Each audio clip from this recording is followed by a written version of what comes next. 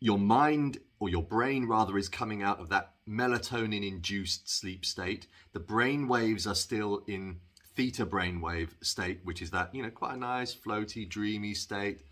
You haven't quite, you're not reaching beta levels yet, where it's more do action brainwaves.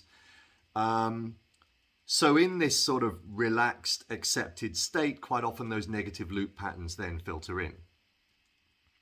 And sometimes they filter in and they spin around for quite some time before you recognize them. Sometimes it's sort of, oh, wow, okay, how long have I been doing this? How long have I been thinking that? But it's the awareness that's the key, which I know that you're good at.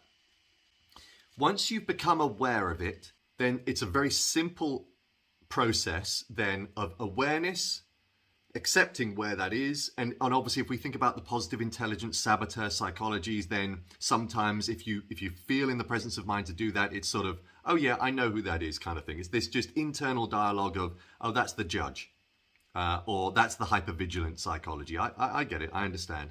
And then it's immediately moving into a mindful practice. It doesn't have to be that strange one that I was describing where you're pouring all of your attention into your hands. Anything will do, so long as it's sensory based. And of course, if this happens whilst you're out walking the dogs, you've got the perfect opportunity then for tapping into your senses.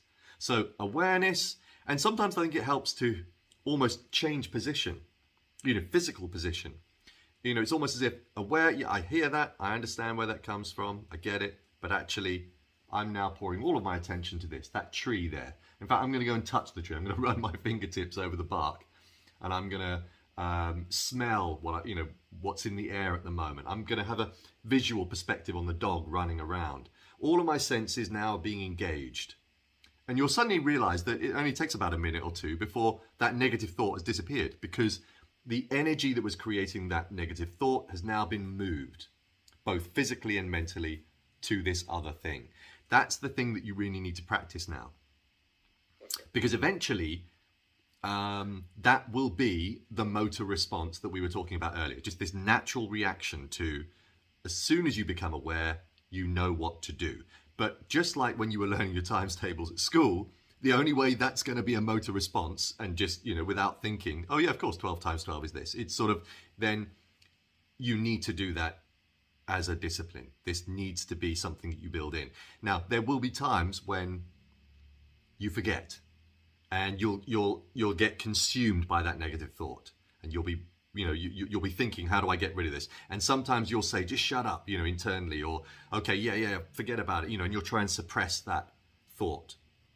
And that's fine, that's going to happen, because wherever that negative thought had taken you, it got you to a certain state where it was so linked to the irrational bit of the brain, the amygdala-driven response of fight, flight, that you won't have that presence of mind to think rationally about awareness, mindful practice. But there will be other times when you do. In other words, you catch that negative loop pattern early enough that you go, aware, boom, mindful practice. And then you can stop, you can see it off at the pass.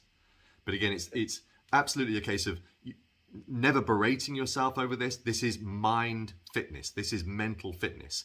You are now exercising this in the same way that you would be if you were pumping iron.